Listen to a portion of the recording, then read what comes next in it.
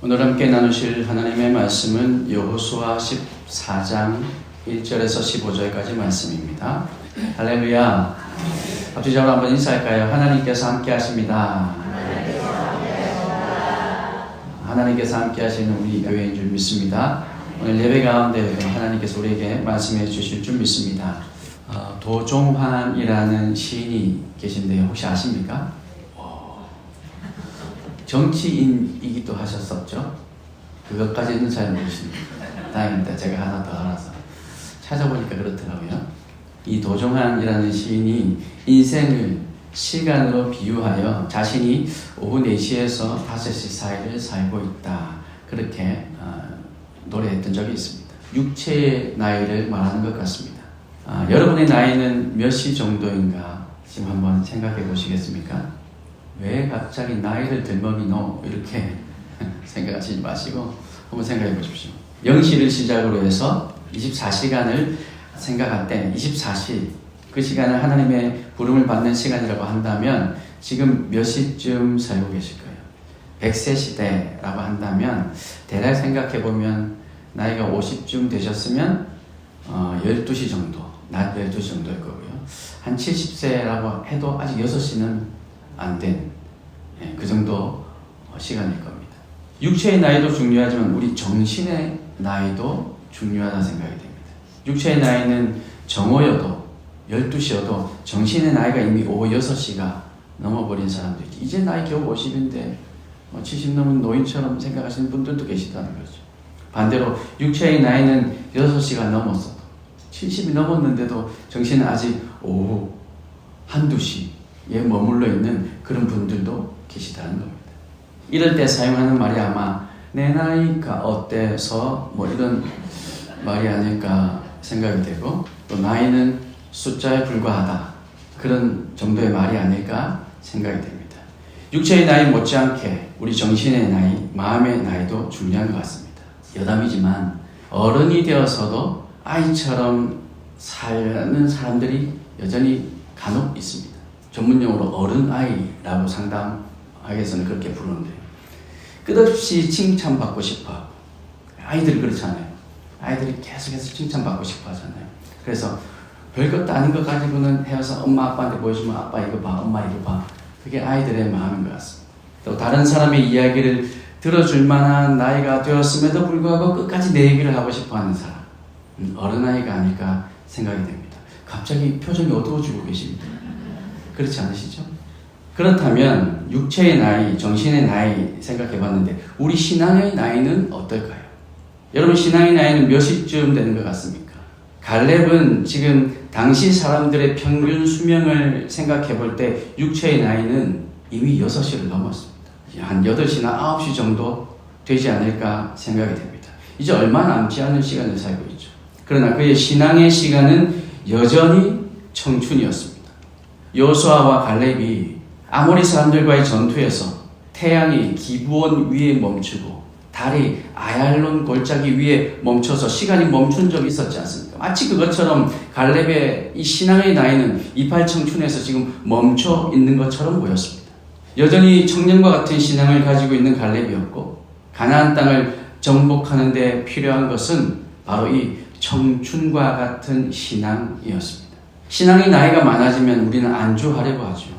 육체의 나이와 신앙의 나이는 반드시 그런 것은 아니지만 어느 정도 정비례하는 것 같습니다. 자연적인 현상일 수도 있습니다. 육체의 나이가 들어가면서 신앙의 나이도 많아지면 그동안의 신앙을 뒤돌아보며 그래, 이 정도면 됐지, 내가 살아온 신앙생활도 그래, 그렇게 나쁘지는 않아 라고 만족해 할 수도 있습니다. 그러나 갈렙은 그러지 않았습니다. 육체의 나이는 들어갔지만 신앙의 나이는 여전히 멈춰 있었습니다. 여전히 청춘이었습니다. 그 비결이 무엇일까요? 오늘 결론과 같은 얘기지만 그 비결, 우리 14절을 같이 한번 보실까요? 우리 14절 말씀을 같이 한번 읽어보겠습니다. 헤브론이 그니스 사람 여분네의 아들 갈렙의 기업이 되어 오늘까지 이르렀으니 이는 그가 이스라엘의 하나님 여호와를 온전히 쫓았습니다. 이 헤브론이라는 땅이 갈렙의 기업이 되었는데, 근데 이것은 그가 이스라엘의 하나님 여호와를 온전히 쫓았다, 그것 때문이다 라고 얘기하는 거죠. 다시 얘기하면 갈렙의 이 청춘 신앙, 멈춰있는 이 신앙의 나이는 이스라엘의 하나님 여호와를 온전히 쫓았기 때문이다 라고 말할 수 있는 겁니다. 성경에서 하나님을 온전히 쫓았다라는 말을 듣는 사람은 몇 되지 않습니다. 갈렙 외에 하나님을 온전히 쫓았다라고 표현하고 있는 사람은 다윗입니다.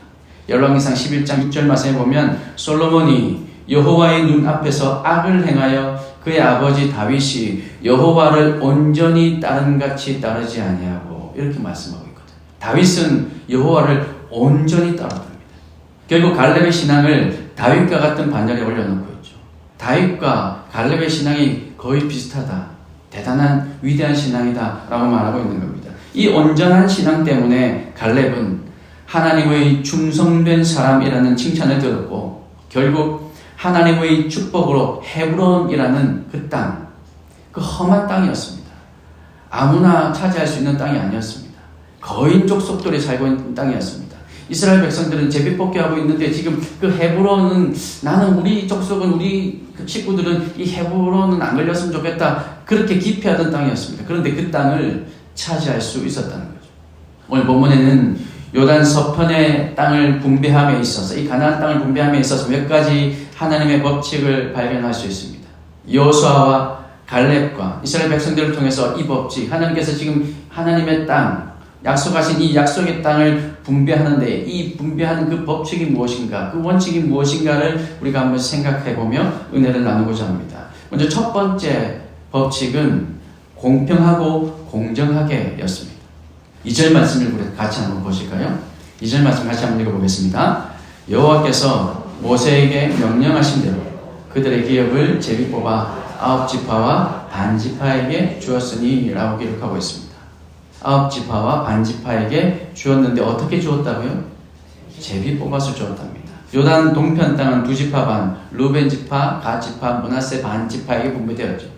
레위 지파는 땅을 분배받지 못했고 대신에 48개의 성읍과 그 주변의 들판을 얻었습니다. 요셉 지파는 에브라임과 므낫세 이렇게 2지파가 되어서 이제 땅을 분배받게 됩니다.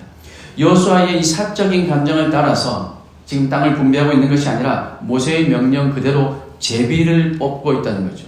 제비를 뽑는다는 말은 하나님께서 결정하시도록 하고 있다라는 말인 겁니다. 그 자리에 제사장 엘르아살과 1절 말씀 그렇게 기록되어 있습니다. 또 지파 족장들도 함께 했습니다. 공평하게 했다는 말입니다. 지파의 크기에 따라 땅의 크기가 결정되었습니다. 힘 있는 지파가 마음대로 좋은 땅을 고른 것이 아니었습니다. 그렇게 약속의 땅은 공평하고도 공정하게 하나님의 뜻대로 말씀에 순종하여 분배되고 있었습니다. 왜냐하면 이 땅은 선물이기 때문입니다. 누가 주시는 선물이냐면 하나님께서 이 이스라엘 백성들에게 약속하신 선물이기 때문입니다. 따라서 선물을 주시는 분의 뜻이 가장 중요한 것이죠. 그래서 제비 뽑기를 하고 있는 겁니다. 사랑하는 성도 여러분, 우리가 믿는 하나님은 언제나 정의로운 분이십니다. 우리 눈에는 이 세상이 정의롭지 않은 부분이 많이 보여서 그렇지 않은 것 같이 느껴지기도 하지만 그러나 우리 하나님은 누구도 부정할 수 없는 정의로운 분이십니다. 그래서 당연히 이 약속의 땅을 분배함에 있어서도 하나님의 정의로움을 그대로 보여주고 계십니다. 여호수아의 눈에 분명히 좀 더 고생한 지파가 보였을 겁니다. 어떤 지파에게는 어떤 땅이 좋겠다라는 인간적인 생각도 들었을 겁니다. 이 지파는 이 땅에 가면 잘 살 수 있을 것 같다라는 생각도 들었을 겁니다. 그러나 여호수아는 자신의 감정과 생각대로가 아니라 하나님께서 하시도록 하나님께 맡겼다는 겁니다. 기도보다 성령보다 앞서지 않는다. 그렇게 우리는 말을 많이 합니다. 그렇게 기도하죠. 그 말의 의미가 바로 이런 것이 아닐까 생각이 됩니다. 우리는 하나님께 맡깁니다 라고 기도하지만 실제로는 우리의 생각에 좋은 대로 행동합니다. 하나님, 제 아들, 제 딸을 하나님께 맡깁니다 라고 기도하면서도 사실은 내 생각과 내 방법대로 아이들을 가르치고는 그에 맞춰서 하나님께서 움직여 주시기를 우리는 기도하고 있는 거죠. 그러나 그것은 성령을 무시하는 행동이고 하나님을 주인으로 삼는 삶이 아니라 내가 주인이 되는 삶인 겁니다. 그러므로 우리는 기도보다 성령보다 앞서지 않기를 정말로 간절한 마음으로 온 힘을 다해서 우리는 그렇게 기도해야 됩니다. 왜냐하면 쉽지 않거든요. 기도보다 성령보다 앞서지 않게 하여 주시옵소서라고 우리는 쉽게 기도하고 있지만 정말 그렇게 살기란 쉽지 않기 때문에, 그래서 우리는 정말 힘을 다해서 이렇게 기도해야 됩니다. 그렇게 기도보다 성령보다 앞서지 않기를 기도하며 진심으로 하나님께서 하시도록 내어 맡길 수 있는 그 믿음이 오늘 우리에게 있어야 할 줄로 믿습니다. 이런 믿음으로 저와 여러분의 삶을 온전히 하나님께 맡기고 갈렙처럼 온전히 하나님을 쫓을 수 있는 믿음의 사람, 우리 교회가 될 수 있기를 주님의 이름으로 축복합니다. 두 번째 법칙은 믿음대로 나누었다는 겁니다. 갈렙은 유다 지파의 지도자입니다. 그는 가데스 바네아에서 여호수아와 함께 끝까지 하나님께 충성한 믿음의 사람이었습니다. 12명의 정탐꾼 가운데에서 10명은 다 안 된다고 보고 있지만 그 2명 여호수아와 갈렙이었죠. 그 사람이었습니다. 하나님은 그때 갈렙에게 그가 밟는 땅을 기업으로 주겠다 약속해 주셨습니다. 네가 네 발로 밟는 모든 땅, 그러니까 네가 선택만 하면 내가 주겠다라고 하나님께서 말씀하신 거죠. 백지수표를 주신 겁니다. 갈렙은 그 약속에 근거해서 헤브론 땅을 요구합니다. 근데 그 약속에 근거했다면 헤브론 땅이 아니라 좀 더 넓은 땅, 좀 더 평야와 같은 땅, 좀 더 적들과 떨어져 있는 그런 땅을 원했어야 했습니다. 그런데 아낙 자손, 거인들이 살고 있는, 그래서 모두가 기피하는 헤브론 땅을 요구합니다. 거인족 아낙 사람 가운데 가장 큰 자가 차지하고 있는 땅이었고 그의 나이가 이미 85세였지만 그는 이 산지를 자신의 지파에게 분배해달라고, 이 산지를 내게 주소서라고 얘기합니다. 제비뽑기로 땅을 분배하는 상황에서 갈렙은 자신에게 특정한 땅을 달라고 요구하고 있는 거죠. 이미 살펴보았던 것처럼 요단 서편은 아직 완전히 정복한 것은 아닙니다. 이 가나안 땅은 여전히 지금 정복해 가고 있는 중입니다. 아직 정복해야 할 족속들이 많이 남아 있었습니다. 그런 상황에서 헤브론이라는 땅에는 거인족 중에서도 가장 힘이 세고 덩치가 큰 사람들이 사는 곳이었기 때문에 아무도 가려고 하지 않는 그런 땅이었습니다. 그러니 그 땅 딱 빼고 이미 정복하고 이미 좋은, 예를 들면 여리고 같은 그런 성읍 저에게 주십시오 얘기를 해도 어느 누가 반대하겠습니까? 어느 누가 뒤에서 수근거리겠습니까? 하나님께서 약속해 주셨는데. 그럼에도 불구하고 갈렙은 좋은 땅을 선택할 권리가 있었는데 그 권리를 헤브론 땅을 얻는 데 사용했습니다. 아무도 원하지 않는 상황 가운데에서 갈렙은 제비를 뽑는 대신 믿음을 근거로 가장 정복하기 힘든 땅을 믿음으로 요구합니다. 그 믿음의 근거는 12절에 기록된 여호와께서 나와 함께 하시면인 것이죠. 하나님께서 함께 하시는데 뭐가 문제겠느냐? 여러분, 이 헤브론이라는 것에 그 거인족들이 있었지만 그럼에도 불구하고 뭔가 가치가 있어서 갈렙이 달라고 했을까요? 갈렙은 지금 그래서 헤브론을 달라고 한 것이 아니라 갈렙은 다른 족속들에게 본이 되기 위해서 이 헤브론을 달라고 한 겁니다. 다들 기피하고 있으니까 믿음으로 가면 된다는 걸 보여주기 위해서 나는 비록 더 좋은 땅을 선택할 수 있지만 그러나 내가 그 모든 권리 포기하고 이 헤브론 땅을 달라고 하나님께서 나와 함께 하시면, 하나님께서 우리와 함께 하시면, 하나님께서 당신의 지파와도 함께 하시면 얼마든지 가능합니다 라는 사실을 보여주기 위해서 여호수아와 같은 그런 지도자의 마음으로 그 땅을 선택한 것입니다. 하나님은 갈렙의 믿음을 보시고 여호수아를 통해서 그 땅을 갈렙에게 허락하십니다. 그리고 다른 지파들도 아무도 반대하지 않고 갈렙의 믿음이 그 땅을 정복하는 것을 목도하게 됩니다.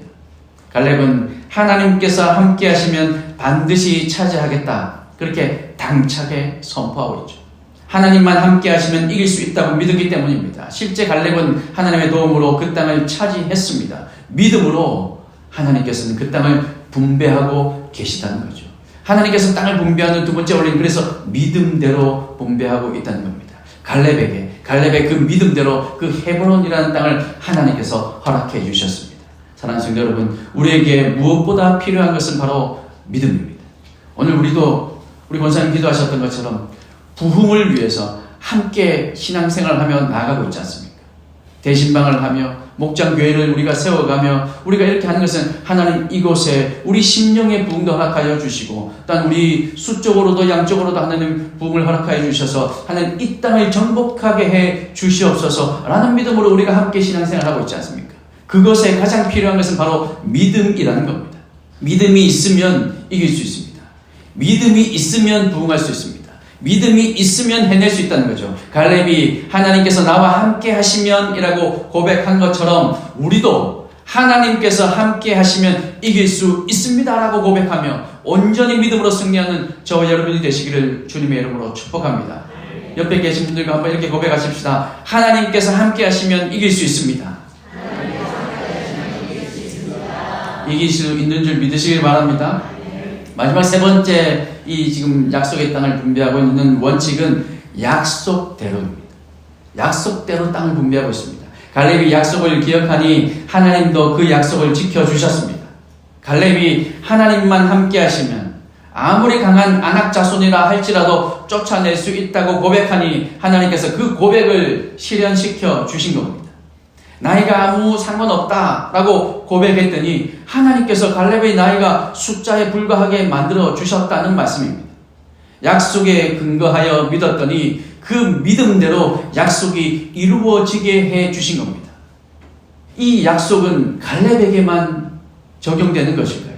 사실 갈렙은요, 오늘 본문에 보면 그니스 사람이라고 되어 있습니다. 여러분, 우리 족속들 가운데, 이 12족속 가운데, 지파 가운데 그니스 지파가 있습니까? 그니스 족속인데 유다 지파라고 얘기하고 있습니다. 유다 족속이라고 얘기하고 있죠. 그 말은 무슨 말이냐면 원래는 이 갈렙은 이방 출신이라는 겁니다. 출애굽할 당시에 많은 다른 이방인들이 함께 모여서 출애굽했습니다. 그때 함께 섞여왔던, 그러나 그때부터도 이미 믿음을 지키고 있었던 이방 출신이었지만 그는 이제 유다 족속이 되었고 그의 믿음은 다른 어느 지파의 사람들보다 훌륭한 믿음의 사람이 되었습니다. 그런데 이 약속의 말씀, 이스라엘 백성들이 그러잖아요. 우리는 선민이라고. 이 하나님의 약속의 말씀 우리에게만 적용된다고 그렇게 착각하고 살았던 그들에게 갈렙은 보여주고 있는 겁니다. 그는 이방 출신이었음에도 불구하고 하나님의 이 약속은 그 이방 출신이었던 갈렙에게도 동일하게 적용되고 있다는 말씀인 겁니다. 하나님의 약속은 하나님께서 택한 이스라엘만이 아니라 하나님을 믿기로 결심하는 모든 사람들에게 이 하나님의 약속은 이루어진다는 사실을 여러분 믿으시길 바랍니다. 아무리 크고 견고한 성읍도, 아무리 강하고 거대한 민족도 더 크신 하나님께 대한 더 큰 믿음 앞에서는 한낱 피조물에 불과했던 것이죠. 그 믿음이 있으면, 하나님 말씀을 붙드는 그 약속을 붙드는 그 믿음이 있다면 그러면 이루어진다는 겁니다. 45년이 지나도 쇠하지 않는 이 갈렙의 신앙에 하나님의 약속은 조금도 변경되지 않고 그대로 유지되었고 그 열매까지 보게 하셨습니다. 사랑하는 성도 여러분, 우리도 기도할 때 하나님의 약속을 근거로 믿음으로 기도하시길 바랍니다. 신앙 많으신, 신앙생활 오래 하신 장로님, 권사님들이나 그러는 거죠. 우리가 무슨 약속, 여러분, 그게 아니라는 거죠. 이제 막 믿어도, 이제 막 회심하고 하나님께 돌아오도 그 약속의 말씀을 붙들고 기도하면 그 약속의 말씀이 모두에게 적용된다는 것입니다. 우리 믿음의 선배들이 기도할 때 반드시 하나님의 말씀을 선포하고 기도하시는 모습을 봤습니다. 여러분, 우리가 금요 기도회 때 모여서 우리가 기도하는데 왜 목사님 설교를 굳이 듣고 기도합니까? 목사님 잠깐 기도를 막아주시면 목사님 그 설교를 30분, 40분을 왜 듣고 우리가 기도를 하겠습니까? 하나님의 약속의 그 말씀을 붙들고 기도해야 되기 때문에 그 긴 시간 우리가 하나님의 말씀을 받고 있는 거잖아요. 그리고 그 말씀이 우리의 마음에 감동이 있을 때 그 기도가 하나님께서 우리의 마음을 움직이시는 기도지 않습니까? 그 기도가 기도보다 성령보다 앞서지 말게 해달라는 기도가 될 수 있는 것입니다.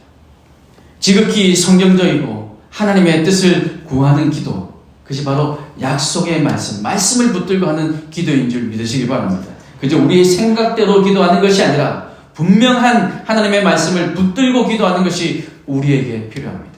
그렇게 기도할 때 신실하신 하나님께서 갈렙에게 하셨던 것처럼 우리에게도 응답하시고 우리와 함께 하시는 줄 믿으시길 바랍니다.